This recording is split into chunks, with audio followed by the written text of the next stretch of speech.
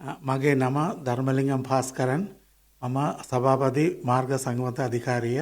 මේ රටේ දැන් තියෙන තත්ත්වය අපේ පාරවල් ගොඩාක් ගමනාගමනය කරන්න බැරි තත්ත්වයට ආවා. පටන් ගන්නකොට පළවෙනි පාරවල් 83යි තමයි බ්ලොක් වෙලා තිබ්බේ. ඒක හැමදාම වැඩි වෙලා මැක්සිමම් ආවා පාරවල් 256යි.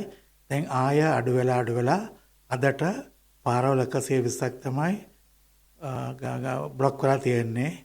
කොළඹ ඉඳලා හැම මේන් සිටිස් වලටම දැන් පාර යන්න පුළුවන්.